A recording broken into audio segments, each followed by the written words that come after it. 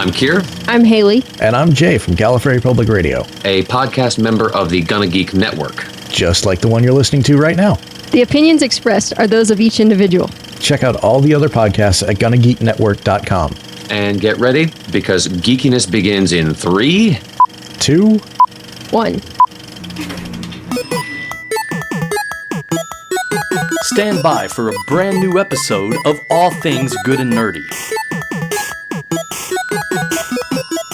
Good morning, everyone, and welcome to episode of 431 of the All Things Good and Nerdy podcast. This is recorded live on Sunday, December 27th, 2020, and it is our final podcast for this terrible, terrible year of 2020. It's pretty terrible. I'm glad it's almost over, and 2021 is worse because its name is literally 2021.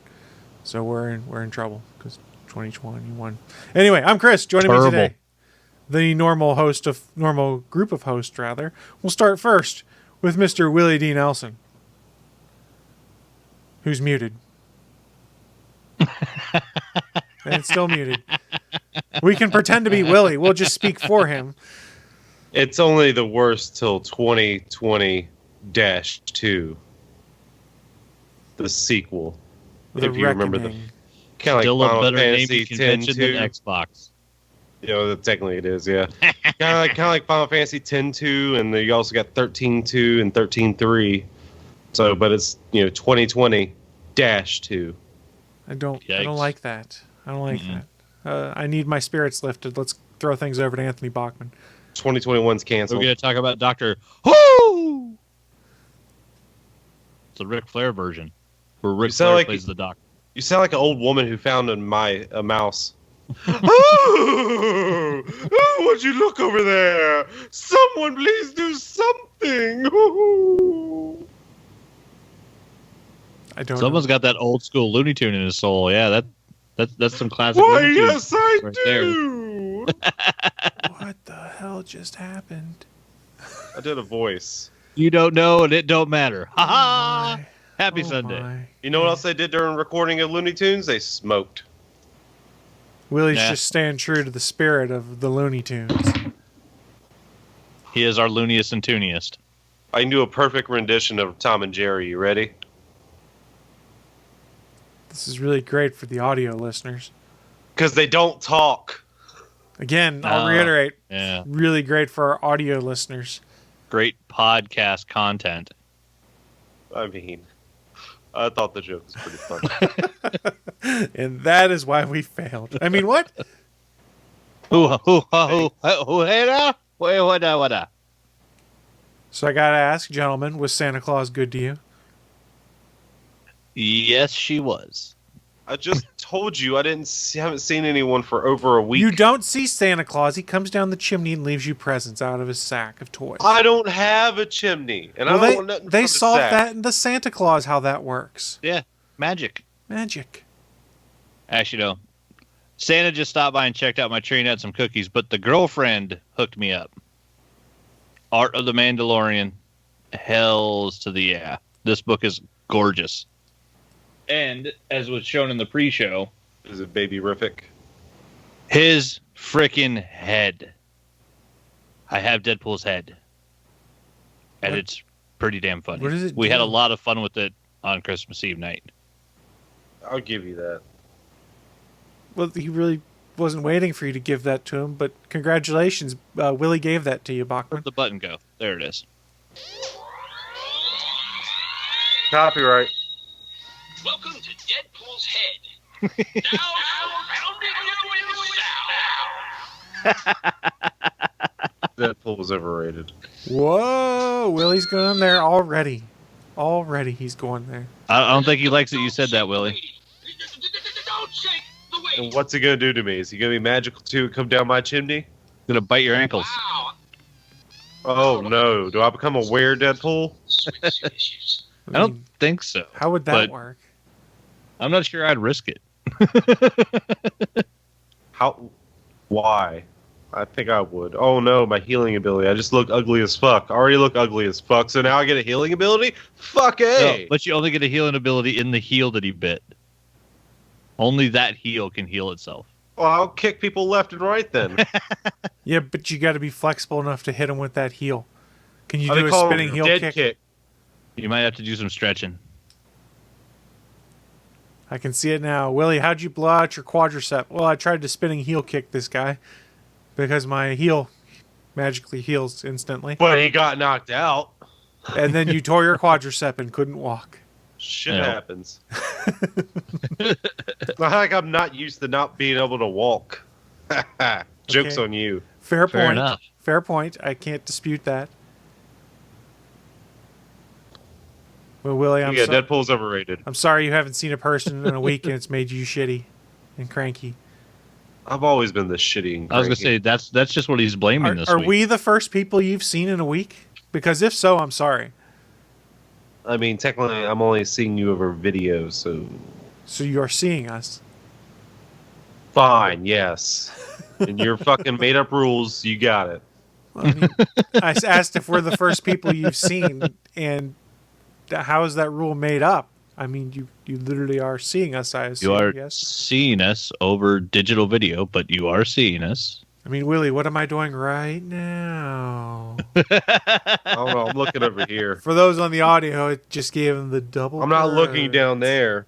To give him a double dose of the Carrie Fisher. Birds. Oh, 2 lines?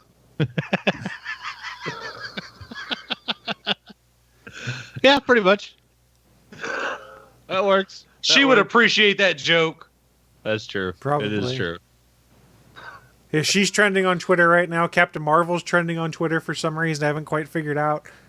I assume people are being shitty about Brie Larson again because they Did she always quit? are for some reason. No, It seems to be Oh, the I only heard something reason about they she talk quit. shit it about just her. seems like the internet's always shitty towards her. I thought I heard about that. Hold on a second. Continue on. I'll get to the bottom of this. If she did No, quit, it's- that's not what the top news story is. Yeah, the first tweet I'm seeing about it is an appreciation tweet. Yeah, I'm actually just seeing a bunch of appreciation tweets for Brie Larson and That's good. I was expecting it to Captain be shitty. Marvel. Yeah, Just because And that's how it one tends to be. specifically for Goose. Yeah, I don't know why it's trending. I don't know. I know. I like Brie Larson. I actually really loved her as Captain Marvel. I thought she did a great job. And I've enjoyed some of her YouTube content when I've consumed it as well. She is a big fan of that island y'all weirdos like to go to. I haven't been on an island in a month. Yeah. Oh, that's what I saw. Disney's reportedly lost confidence in Brie Larson and Captain Marvel. Yeah, who's the source for that? We got this covered. Yeah, that's where I trust saw no it news somewhere. from We Got oh, This that was Covered. a year ago. Yeah. No, I saw this Yeah. just recently Don't, somewhere. don't I ever fucking trust know what I saw. anything from We Got This Covered or who cites We Got This Covered as their news source because they're trash. Yeah. All they do is throw stuff out there and be like, we have an anonymous source who told us this, which means they made it up. And then they can be like, well, Yeah. our anonymous source was wrong. Yeah, if you go and look at their website, it's literally like they make up 50 rumors a day and then just, of the one that ends up becoming right, they're like, see, we told you. There's a Yeah. there's a meme for anytime I see it. I used to post it on my friends' Facebook stuff. If they cited a We Got This Covered news story, it's a picture of Spider-Man like holding back a train car, and it's got just an oblivious kid walking across the street in front of him, and it's my friends who read We Got This Covered, me telling them it's fake news, and it's Spider-Man holding back We Got This Covered marked as fake news. Are you Spider-Man in this instance? Well, yeah. Chris? It's self-fulfillment. All right, I wanted to be Spider-Man. Don't judge. You'd be Spider-Man too if you could. No, I'm already Deadpool's Achilles heel. Wouldn't you prefer to be Spider-Man? I would definitely prefer to be Spider-Man. No, he goes through a lot of shit. All superheroes go through a lot of crap. He has radioactive jizz. That is true. Depending on at least one of the depending stories, on the yes. writer, yeah. Yeah. For those that aren't That aware, was such a fucked up story. And so he has to wear a kryptonite condom. Yeah, you figure that shit out. Now you're mixing. now two you're genres. mixing your You heroes. figure that shit out, I said. I figured it out. Kryptonite condom wouldn't do nothing to him because there's no kryptonite in the Marvel universe. That would just cause more radiation damage, you would think. Yeah, you would think so. I thought, wait, wasn't that harmless to humans? I don't fucking Until remember. Lex Luthor got cancer because of kryptonite at one point in time. Do you even know how kryptonite even came to be in the Superman mythos? Which version? It's the Yeah, because No, they made no, it up for no, the no. radio show. Yep, the radio show. They gave it so the guy playing Superman would have a vacation. That's how Kryptonite came to be. Nice. Yep. And apparently, It was one of the Go first instances of an outside medium actually influencing the comics, where like Harley came from the cartoons, but is now a part of the comics and part of everything else. But yeah, almost all great things in comics come from the comics writers, but not all of them. There are a few instances, yeah, like Kryptonite, like Harley Quinn. There are certain things that actually started outside the comics and then become part of the comics. apparently, did you know there was a pink Kryptonite? And do you know what it does? I think they brought it Makes up in Superman Smallville wear at a one tutu? point in time. You're close, Bachman. It makes him gay. Well, that Literally. makes sense at the time that they were doing radio shows and stuff that they would have done No. stuff like that. No. Do you want to know when this story came out? When it was Well, written? the 80s? 2003. Wait, what? There was Yes. Kryptonite in 2003? Okay, I did not. 2003 it came out. At I least if did you can believe not that show, know. actually. I did not And know that's that. a great YouTube show. That is a If great you like show. trivia. I watched a ton of it. Oh, yeah. They just did it on the newest one.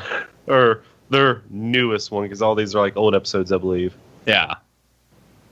But that's all right, 'cause it's still entertaining. The paid version of whatever their Yeah, about a year, 2 years ago, or something like stuff that. is.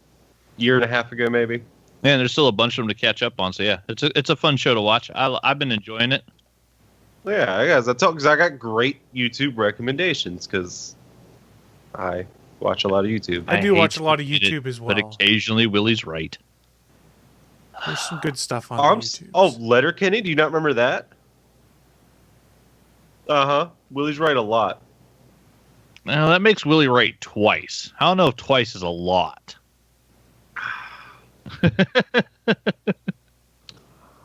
Right. I'm gonna go with Willie's right occasionally, Willie can be Chris? right, is what I'm going to go with. and that's what I appreciate about him. That is today's lesson. Is Willie can I'm like a be broke right? clock. Apparently I was right twice. Mm-hmm. There you go. There you go. A day, bitch. So what have you been right about so far today? Then That my congestion still hasn't gone away. Oh, that's not I bad. knew that wasn't going to happen. you need some Sudafed. Yeah, it Good requires going out. I do have some Thermaflu. There you go. Do something. Some hot water and shoot that shit. Up my nose? Well, I mean, if you can get it, the faster you get it in you, the faster it works. You could Those just- those things that you could do that. What are those things called that you put up to your nose and Oh, like a pushes neti water? pot? Not quite, or oh, like that it would pushes. be uncomfortable. Is that to do what a it's called, neti pot where, of like, if You Theraflu. did that with Thermaflu, really hot Oh. Thermaflu. All right, I'll tell let's you do one it thing though, lukewarm. that would fucking clear your sinuses. You would that probably would clear them burn. the fuck out. I mean, as long as it works. I mean, it's better than this. Well, Yeah, I don't. isn't that called the neti pot? The little pot that you pour it, like you pour the water up your nose and it comes out the other side. Okay. Yeah, I think Willie was might have been thinking thinking like about the like the pot. water dropper more approach modern- too. Yeah, the modern one where it's just you put it up to your nose and it shoots up one and it sucks the other. Yeah, they do have Ah. a more expensive version Modern that has yeah. motors on it, so that it's Yeah. literally you say, okay, start with the left, and it sprays all the crap up your left nostril, and then sucks out the right. So basically, it just creates a vacuum to suck all the stuff out of your sinuses. I guess that sounds like you could get uncomfortable real fast if you're really Just don't open congested, your though. mouth. Yeah, I mean, yeah. It seems I, like it seems like you could do damage. as someone who has a lot of sinus issues from time to time, the neti pot has always intrigued me, but at the same time, I'm also quite fearful of what might come out of my sinuses. I mean, just grab your fucking faucet and just put it up to your nose and just turn it on high blast. You're good. Cold Yes, water. And as someone with a Well, deviated septum, lukewarm. I'm just used Lukewarm. to not being able to breathe out of one nostril. So If you did it as cold water, Try you would both. probably get a terrible case of brain freeze. You know how you eat ice cream too fast and your head hurts? Imagine that with cold water running through your sinus cavity. oh yeah, Yeah, Into your that sinus sounds cavity. like hell. that would That's be why- some wicked brain freeze. Oh, that's why I got that big bottle of Excedrin over there. It's like 500 or 200 That's pills not in going to it. stop the brain freeze, man. I'll take it like 30 minutes before, so it's already kind of kicked in. I don't Well, think you try this that would work. experiment today, and you tell us how it works. This is your holiday vacation break. Since we're not going to be here next week, you've got 2 weeks to do this. Which We're not is, gonna be here next week. we were going to take one of these next 2 weeks off. So since we Yeah. played this week, we'll be Because off this would next be week. year-end wrap-up. No one told me. Otherwise, I We, don't- we were talking about it on the show at the end of things. I Yeah, don't last fucking week. remember shit, man. I'm sick. Leave me alone. Well, Willie, I'm sorry you're sick. I will ask this. Do you have like DoorDash or Uber Eats or anything that comes out to where you live? I don't pay extra for that bullshit. I was going to say, worst comes to worst, at least our Walgreens and CVS are on DoorDash, and there's always a coupon on there to get like $5 back. You could probably get $15 worth of merchandise there to, not have to pay the extra delivery fees. Use that coupon and get a bunch of stuff that might be helpful for you, like Theraflu, Sudafed, Cheetos. They got snack foods, is what I'm saying. Cheetos are good. And Cheetos is where you go to? You don't like Oh, Cheetos? What would you Get you, prefer, I some, say? get you some of them flaming hot Cheetos. That'll help clear your sinuses. Get you some cheer wine. Well, I already got that. Well, you're gonna run out soon. If all Yeah, drinking you don't is know cheer that. wine. Cheer my God. wine, flaming hot Cheetos, and Theraflu. Have yourself a Sunday, Sue. Uh, There you go. shut up, Bachman. You never even had cheer wine. So, You should. It's delicious. Poor Willie. I'm sorry you're feeling bad, buddy. well, they should start selling it over here near the West Coast. It's not my fault I can't find it in a store. Travel. I have traveled, but I ain't traveling now. It's COVID, motherfucker. It's COVID season. I ain't getting in that. All right. I don't believe I have COVID. All right. You can sleep We the weren't fuck saying out. you had COVID. We were just saying we didn't want to I'm saying travel the rest of the because fucking COVID. world has COVID, yeah, and I don't trust them dirty motherfuckers. So I will stay home unless I'm going to work. Let's be clear here. None of us said really have COVID because we can't say that word too much or you get pulled off of YouTube. I don't know why. Because they don't want people spreading misinformation. Yeah, but they don't want people spreading information either, it sounds like. Probably not. Unless- Nobody should be going to YouTube for information about stuff like that. Depends on what your Unless it's resource- like live footage of stuff happening. Depends on the resource, you should go, man. You should go to YouTube if you want to learn how to build a bookshelf. Like when those riots were happening at the beginning of the year, I was watching YouTube. It was like, holy shit, that's a lot of show on fire. And it's live. There's plenty of doctors and stuff, though, that have used YouTube and social media to better explain how the vaccination process works, how the vaccine's created, and things like that. It's a powerful tool. You just have to do the research to make sure you are going to a source that is worthwhile versus someone who Yeah. says, top 10 reasons why you should take vitamin E to save you from disease or some nonsense like that. Or you could just watch Dr. Oz. Or 10 flat earth theories from around the world. Don't watch Dr. Oz. He's a hack. Yeah, Yeah, he's a he is. hack. Basically, any doctor that's ever been a doctor on TV, you shouldn't be watching. I believe Dr. Phil over Dr. Oz, and Dr. Phil's not even a real doctor. He doesn't have a doctorate. Get that bullshit out of there. I'm calling you Phil. Mm-hmm. Fuck. Phil the fuck. I still believe you Phil- over Dr. Phil the Oz. fuck. I like that as his new full title. Phil the fuck. I would rather trust Phil Margera over Phil whatever his name is. He's dead. Phil Margera's not Isn't- dead. Wait, Bam's dad died? Bam's I dad thought he isn't did. dead. No, his uncle's dead. Well, I thought his dad Don died. Vito's dead, which is fine because he's Yeah, kind of a I pedo. know. Oh, he was? Oh, Oh, no, was Jesus. he? Yeah. Didn't know that. Yeah, Thanks for ruining childhoods. that's what I'm Although- here for. Although to look back, he kind of did look like a pedo. Just yeah. Yeah. How come we didn't see that? Yes. Phil Margera is not dead. Yeah, They Phil have a Margera's born on awesome. date, not a death date. He reminds me of one of my guys I went to high schools with. Dad. I only really knew his dad because I worked at a grocery store and he came in there, and he was always fucking awesome guy. Kind of looked like him too. Great guy. He passed away. It was very sad. Look, Phil Margera put up. That guy was great. Yeah, Phil Margera put up with all kinds of bullshit, and he must be just like Oh, the he did. nicest dude ever to put up with the Yeah. crap he did from his son. Or Well, I mean, the benefits really helped. they much, also probably. kind of get paid. Yeah. Yeah. They got paid. Yeah, I'm pretty sure the house they ended up with after that show was pretty nice. But yeah, that kid put him through some hell. Well, I mean, let's Like, go back and look at the stuff he was doing, like when Jackass Yeah. started, before they actually got Jackass, famous. the first movie. What happened? They fucking lit fireworks in their bedroom while they were sleeping. and Yeah. his Econoline van. Not just firecrackers, fucking full on fireworks. Well, and I mean, that became a reoccurring thing on the BAM show, where like they did. Yeah. I think one time they set up literally like concert level speakers, and then started playing like electric guitar at like 3 a.m. in his parents' bedroom.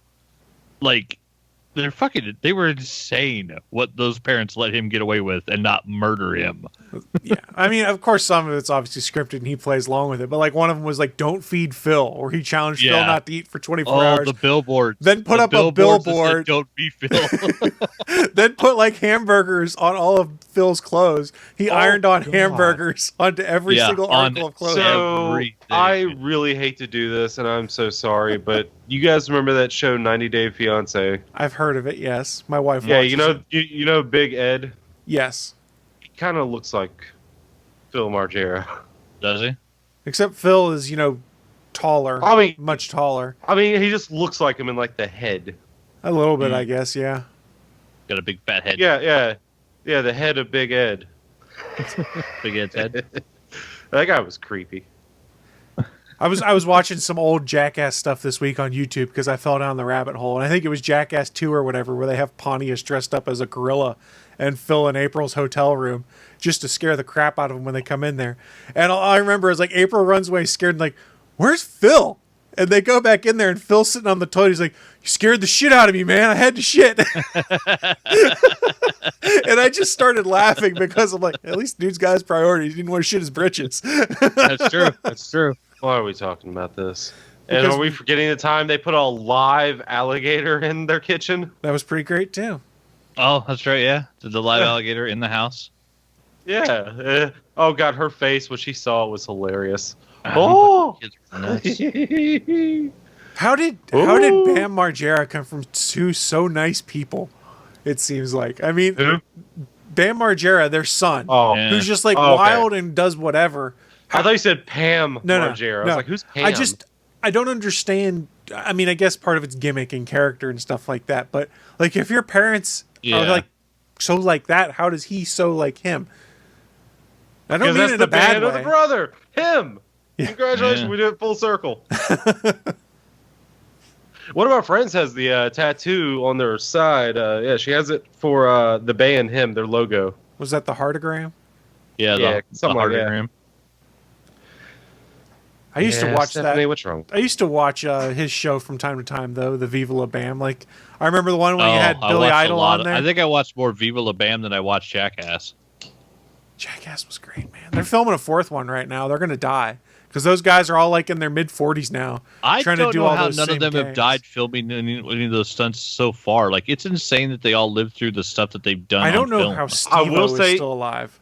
The third one, the third Jackass movie, is the best movie to ever see in 3D. You are correct. I will say that. Except yeah. for one of the scenes, at least. And that was the toy train model Ass Kano. Oh, yeah, that was bad. Yeah, true. except for that scene. That But was the bad. very last scene where they're just like fucking destroying everything's around them, it's just exploding. Like Yeah. you get so many depths of field in the because I saw it in theaters with 3D glasses. That was like, there's so much depths of 3D because there's shit going on all around them. Right, and It that was was I think it amazing. was like Roger Ebert even said, "Yeah, not really my cup of tea" or something to that effect. He goes, "But the 3D is really well done, and it is an actual reason to see this in 3D is because of how they did it." It was cool, and that was the one they were all sober on too. There was no beer on set because Steve-O was sober. Yeah. So can you imagine having to do some of that stuff without being drunk? Yeah, because I mean, they're all crazy, but apparently Yeah, a lot of them fine. were even crazier when they weren't sober. So it makes sense. I mean, How the hell crazy is Steve-O bastards like still alive? stapling their nuts to shit. Like they were insane. Yeah. I don't remember them stapling their nuts to stuff. I remember them Steve- sticking a bottle rocket up his ass No, and then Steve-O's lighting it. talked about that one before. Oh, Yeah, he fair like enough. stapled his nutsack to the side of his leg once. God, with a can we staple not? gun. Can we please not? Yeah, Please, motherfuckers are crazy. God. They are I don't want to insane. hear about that. Let's talk about other stuff. I didn't know that Steve-O had a Jackass did. podcast, and then I fell down the rabbit hole of like watching some of his content on YouTube.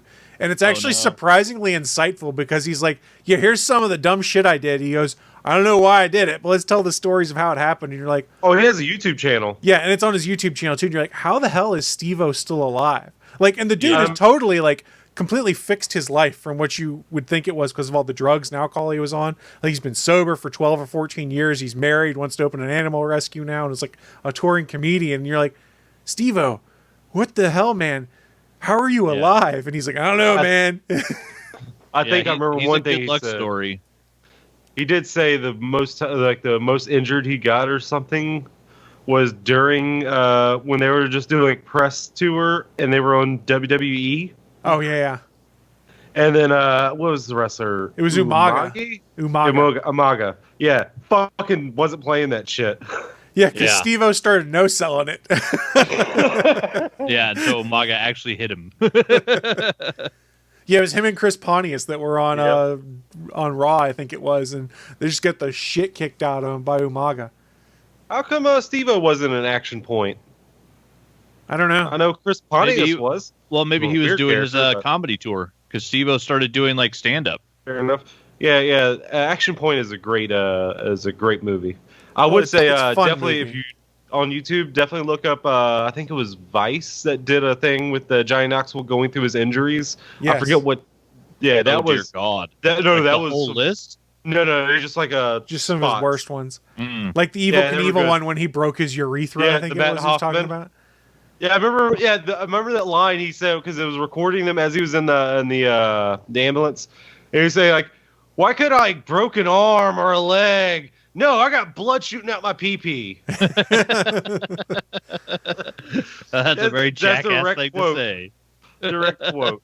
Yeah, that wasn't even something he was even supposed to really do anything in. It was just like Matt Hoffman's like tribute to Evel Knievel, and he was trying to do a backflip on a dirt bike. Yeah, he wasn't planned to even do anything, and they're like, whatever you do, don't bail on the bike when you're upside down because it'll just drop on you. He goes, I kind of remember that the first couple times. And then it lands on your crotch. Yep. He wasn't wrong. No, I don't know how Knoxville's alive either. Ditch it instantly.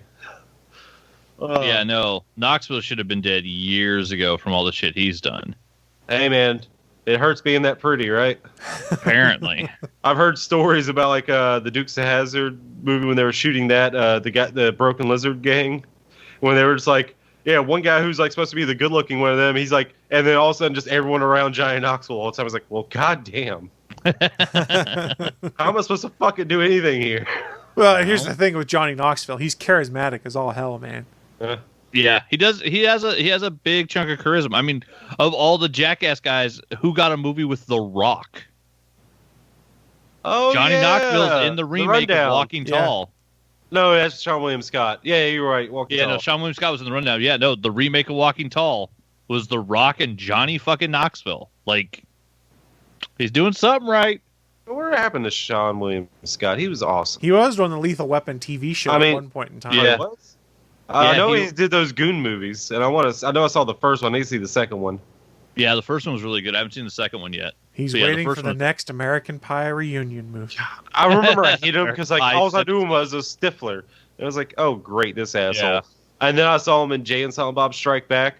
Jesus loves the little. No, that wasn't him. He was, that was Angel J. I forget what he was singing. And he was a dirty sheep fucker. Yeah, he was the dude that was riding the Mystery Machine with him, wasn't that it? No. Yeah. I can't remember. Yeah, that was the dirty sheep fucker. Yeah, that was Sean William Scott. Yeah. And there was a deleted scene where after he get kicked out, he saw a sheep. They actually paid for have a digital sheep in there. And he was like, ooh, okay. Right after he got kicked out. So it turned out to be true, but it was all made up. Dirty sheep fucker. Who comes up? Why? I don't know, man. But tying it back up, though, evidently they are doing a Jackass 4 right now. And like in the first week of shooting, both Steve-O and Johnny Knoxville were in the hospital. Nice. Surprise. That means they're doing it right, folks. Well, it's almost like if you're in your mid-40s, you don't recover from these stunts near as quickly as you might have when you were in your 20s. Yeah. Or when you were 20 and shit-faced drunk, which makes you limber. Well, he also, Johnny Knoxville in that injury thing, he also mentions how during the shooting of Action Point, he sneezed after shooting one day and his eye popped out after sneezing. It's why, like, the last part of the movie, they only film one side of his face is because, like, he'd wrecked and doing a stunt, and the left side of his face was all jacked up and swollen, like, his eye kept popping out. And he was told he couldn't laugh or try not to sneeze for like 2 weeks so that it would heal properly. Oh, that Yeah. sounds terrifying. Have your Yeah, he eye said he pop out the called the socket? producer or something, and he said, "Yeah, my eye just popped out." He's like, "No, seriously, my eye just I'm popped not out." kidding. And he's like, I'll be right there. Hold on, I'll be right. Oh, Jesus. Them fucking guys. I mean, they always went for it. You got to give them credit for that. I mean, There is one Yeah. scene in There is no Point, half-assing in that entire crew. Like, everybody in that crew was like, they whole were all, assing all the yeah. time. they were basically, they were all whole-assing all the time. And from what we've seen on Really don't video, like that. knowing the stuff that we didn't see on video, you know that basically everybody in that crew was willing to die just to like put on a show. Don't forget about the predecessor to Jackass. What was it? CKY. yeah, can't kill yourself. Oh, that's what it stood for? Never think knew so. that. I do remember on one of those videos, they did prove George Carlin wrong. Because George Carlin had a list of things you'll never see. And one of them was, you'll never see a man running at full speed taking a shit. Well, They proved him wrong. They proved him wrong, all right, because they did that on a public street. Just nude. No, I do believe of the list of things that you'll never see on George Carlin, that's the only one that's been proven wrong. So it's still a pretty good list. I'm sure you could do some of those things. I mean, I just wonder You how just they come up don't with wanna some do of it. those ideas of what they're going to do in Jackass. Other than, well, I saw in one thing, Steve-O and Knoxville were doing an interview and basically said, yeah, when the third movie came around, we were on YouTube looking for good ideas that we could use. Huh? I mean, but I think don't about see how they could get some of those ideas, like sitting behind a jet engine. it. Right. Think about it, though. Like 1999, wasn't that when Jackass first started? Something like that? How do you come up Yeah, with some of this late shit? I mean, 98, I want to say. yeah, 98, 99, something like that. How do you come up with that and be Yeah. like, well, this would be funny. Let's see if we can do it, and we'll film it. Let's crazy. jump the LA River. And he broke his Well, I ankle. mean, a didn't lot he? of it too. They were skater punks, and so they were watching skater videos, and a lot Giant of Knox those doesn't know had, how to skate. yeah. But I mean, most of the crew were skater punks, but like they had a lot of those skate videos where they would be the The occasional demos. prank Yeah. inside, in between the skating stuff, and so them all growing up watching those, like I think that's where a lot of them got the ideas. It's like, well, what if we just basically took the skating part out of skating videos and just did the prank parts? Well, I do know Giant Knoxville. He was doing he was writing for a magazine, and that's where he was like testing Yeah. self-defense Stun stuff. guns. Yes. Yeah. From what he said, stun gun doesn't really. No, is probably a I've terrible seen the thing. video. Yeah, because Yeah. he did a stun gun. He Go did down, but you a get cattle right back prod, up. and Mace. he did pepper spray, actual mace, like to his face. Yeah, 'cause Direct that's where he quote. delivered the line. It feels like my eyes have chlamydia Yeah, that is it. Or gonorrhea, I think it was. or gonorrhea, maybe. I Yeah, think it was gonorrhea. Either way. yeah, because he got paid to write that video for a skate magazine, and then that was when he did the video that no one's seen, where he went and bought a 357 Magnum and a bulletproof vest, and shot Oh. himself in the chest on camera to prove that the vest worked. I don't know if I'd be that point blank. I don't know if I'd. Wait, he shot himself or he had someone Yeah, shoot shot him? himself. I thought he had supposedly. someone shoot him. That's point fucking blank. I don't know if a bulletproof vest can stop that shit, can it? Supposedly, I mean, he didn't die, but yeah, like that's the video that MTV said we'll do the Jackass show, but like that video never comes out. Yeah, you got- that's like it's like I mean, and that could also be like a complete urban legend that Yeah. video even exists. But And- supposedly that's the one he did after being paid for the self-defense one, and then that got MTV's attention. They're like, yeah, but that video never comes out. You can't be shown being shot on camera. You remember how they came, scandalous? but they did something almost as good. They did the rubber bullets Yeah. with no vest. That show Because was they're like scandalous insane. at the time. Do you remember like all the buzz about, oh, MTV's gonna get people killed because they have Jackass on, and like the friggin' morning news shows be like MTV's Jackass and trying to rip on it. Meanwhile, you've got everyone that was like, I don't know, 1999. I was what 16 maybe 2000 that time frame. This was like 15, 16-year-old Chris. This is the greatest shit ever. I love it. Almost Yeah. 14. I thought Yeah, you were there like were a year very, older. I very am. few people trying to actually mimic the shit that you were seeing on Jackass. But yeah, like that's why they had the giant disclaimer with the skull and crossbones in front of every episode. That disclaimer wasn't going to stop anyone. No, let's be honest. Yeah. Yeah, But if the people were going to do legally it, they they were had to going to have do it it. there. That was They were just to already keep going to do MTV. something stupid anyway. That was so- just to keep MTV from being sued. Let's be honest Yep. here. Which I don't like. I mean, the idiots that were going to do it anyway were already going to do it, regardless of there being a Jackass TV show. Well, we're getting a They fourth just got movie, some of them evidently. ideas. I hope no one dies in the filming of the fourth movie because I will watch it. Those guys, man, some of those guys are just beat to hell. I don't know how. I mean, I got Action Point. I already have. I bought a Bad Grandpa. I haven't watched that one. Was it good? Oh, it's so good. Oh my god, the best is like the ending. Can I just talk about the ending scene? Would that ruin it for you? Let's not ruin the Grandpa? end of a movie for me that I haven't seen yet. Oh my god, it's so good. Like the whole movie's good. Like Yeah. it's just like it's all like real reactions of people for the most part. But yeah, okay, I'll just fucking ruin it. I don't give a shit. Yeah, they stop in North Carolina because they're going to Raleigh, North Carolina. He's taking the grandson to Raleigh, and then they stop at a child beauty pageant, and then they have the kid dress up as a girl, and he goes up on stage, and while he's doing the little talent thing, he's like, my bunny looks over the ocean, and then all of a sudden the music stops and turns on to She's My Cherry Pie, and the boat turns into a stripper pole, and then the kid rips off the clothes like a stripper outfit. And then all the people are like, What the fuck are we watching? and when it's over, and then Johnny Knoxville, an old man, comes up with like a sack of cash and just starts making it rain on the kid. Oh my god! And then at the very end, just one person goes. The one clap. Yeah, the one clap. Sorry. Oh my god! It's like, fuck those people. Fuck you if you put your kid in a child beauty pageant. You're the worst piece of shitting on the earth. That's true. Those people are sick. Yeah, fuck you, you pedophilic piece of shit. I don't give a shit saying that. Hot take here. Hot pancakes. Scorching hot Here. take from one Willie D. Nelson. Hot pancakes here. I want pancakes. Fucking child Walls. beauty pageants. What the Well, fuck? Let's get rid of pancakes are adult okay. beauty pageants too. It's fucking ridiculous. Beauty is in the eye of the beholder. That's what we ugly people always say. And have you seen the beholder? Those things are fucking ugly as hell. Those things are one giant eye with multiple eyes coming out this thing. Those things are I ugly. think they're pretty cool looking. Oh yeah, they're cool looking, but goddamn, do you want to trust it for beauty looks? Yeah, that's a good looking thing. Yeah, I'll trust that. Fuck you, it's one giant eye with tiny little eyes. It's fucking weird, and they float. Why does it float? How can it fly? Is it telepathic? That it just lifts itself off like in Chronicle? That would What be the hell's going on? telekinetic. I Telepathic. said what I said. It was very wrong, though. You used the wrong I word. don't care. I'm sick. I have excuses.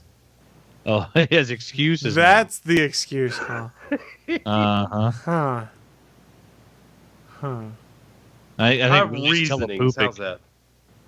All right, can we not? I knew he'd like that one. You know how hard it was for me to say the running at full speed one? Do you know how hard it was to say that? It was terrible. It hurt me He still did it. emotionally. Emotionally. And that's the worst kind of pain. Because you had to talk about poop. Unless we're talking about like compound fractures, then Really oh likes god. Well, I'm pretty sure the worst pain would be a broken wee-wee.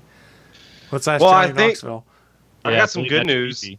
I think the best Disney movie ever is finally out on Disney Plus. Soul? No, Which one? although I haven't seen it, so I can't. Everyone really says test it's really that. good. There's only one best Disney movie ever. Please don't Robin say Hood. Song of the South. Please don't say Song of the South. Please don't say Song of the Not South. gonna say Song of the South. I've never seen it. And let's be honest, Chris. You know for a goddamn fact, Song of the South will never be on Disney Plus. All right, hold on a second. It's Put a true. pin will on that. not release It's that true. film. Put a pin on the best Disney movie because I could go back to this. How is that movie banned? Yet everyone knows of that main song from it. Because it was a thing in the 80s. Yeah, it was popular back in the day. Yeah, Yeah, no, that's everyone knows that's it. the reason- That movie is the reason they created the Disney Vault, Yeah. and that's the one movie that's never coming out. of the Never vault. coming out of the vault. They're like, All right. oh wait, we were racist as fuck. Oh wait, we're still probably racist as fuck. Well, that's why they change stuff as they go. I mean, was Walt himself a pretty big anti-Semite? Possibly. I don't know. I do find it hilarious, like all the the historical pictures of him and stuff. They digitally edit out these cigarettes from his hand. Yeah, see, that part sucked. It's like, hey, the guy was a smoker. He was a smoker. So what? Yeah. Like, who the fuck cares? Personal responsibility at that point. I know these things are probably going to kill me. I don't give a fuck. I know the risk involved going into it. There you go. As long as you understand that and you're not ignorant of that, then who the fuck cares what you do? Yep. especially when legal stuff like this. But but the best Disney movie of all time, I think it finally got put on this month, and that is Sky High. We talked about With that the best- for the last 2 weeks. We've talked about that. I know, Willie. and I'm surprised you didn't fucking remember. This is on you. I Because thought of one character, too. That's Ron Wilson, bus driver, best character in any Disney movie. Thank you, You know Farva. what Willie is, Chris. You know what Willie is. suffering from Willie- memory issues. No, Willie is a sidekick. Listen here, Bruce Campbell. I ain't no sidekick. What's your superpower, Willie? I'll take you, Coach Boomer. I don't care. Yeah, I remember his name, Coach Boomer. Sidekick. And speaking of which, you know who was the principal of the fucking place? Linda Carter. You goddamn right, Wonder Woman herself. Yep. Which that movie Uh-huh. just came out. Had 2 members from the Kids in the Hall. Fucking greatest goddamn movie there is. Will Strong. Oh, yeah, Kurt Russell in there. Oh, what the fuck is wrong with you? It's a pretty good. Best Disney movie ever. It's really good. I don't know if it's the best one ever, but it's really good. Robin Thank Hood's you. still It's all- top of my list. You just want to fuck that fox. That's a pretty good looking fox. See? It's a foxy lady. God damn it, Foxy I hate fox. myself. I don't know. I've just always loved that Robin Hood. That version of Robin Hood's just always been my favorite. That and the drunken snake in the barrel. Hey, Maid Marian, can I get in your foxhole tonight? My favorite version of Robin Hood is Men in Tights.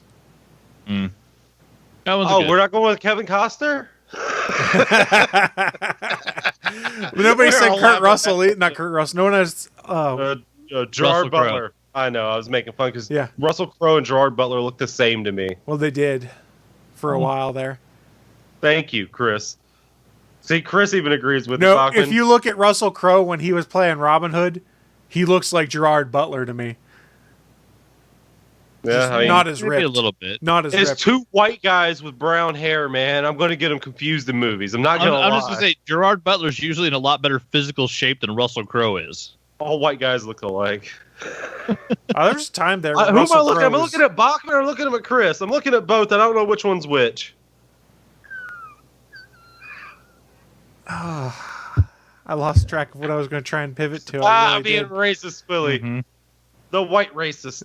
The Stop. racist against Stop. white people. Stop. That's what I'm trying to say. Stop. Uh-huh. I just want to specify that. Stop.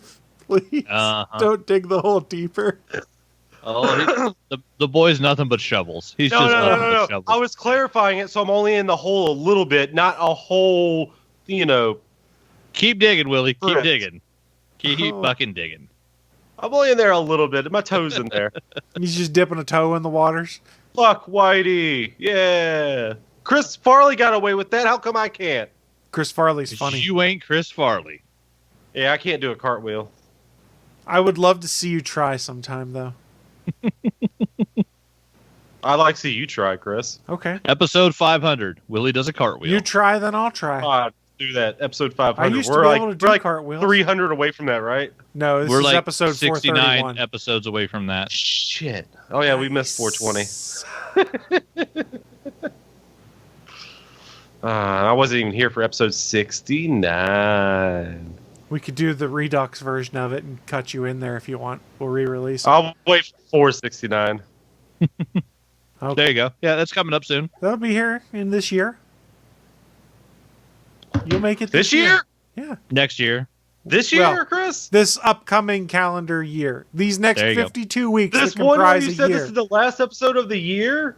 Huh. I was Really? meaning year as a unit of measurement, not necessarily for- Within the year is what you meant. No, if I meant within the year, that would be a week. Within the... Fuck you, Chris. All right. How about you idiots quit arguing semantics and we just do the news of the week? Oh, you want him to push your button now, do ya? Live from the ATGN studios on the internet, it's the news of the week.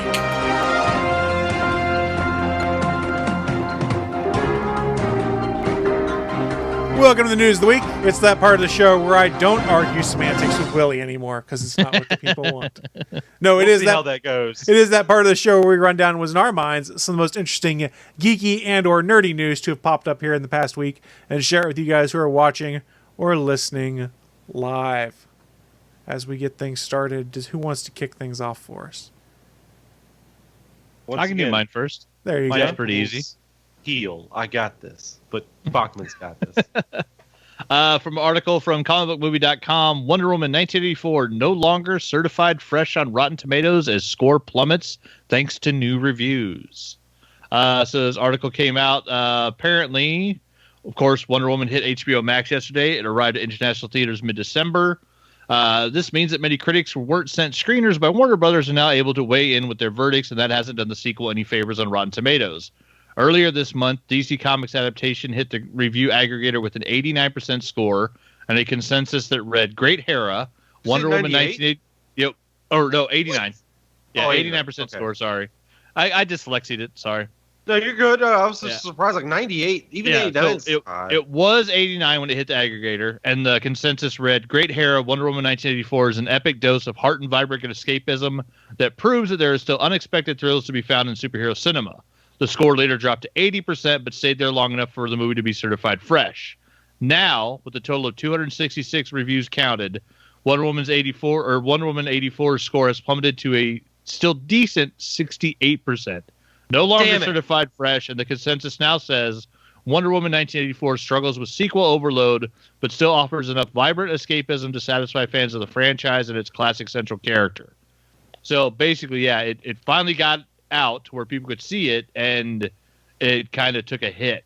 And now when you go and look at Rotten Tomatoes, the tomato meter has dropped to 65%, and the audience score is down to a 72%. So yeah, it's not really doing well. And from what I've seen, like, you know, just all the comic book artists and writers and people that I follow on Twitter, which a lot of them instantly watch this movie, the consensus of what I'm seeing is that, like, it's entertaining, but it's not great.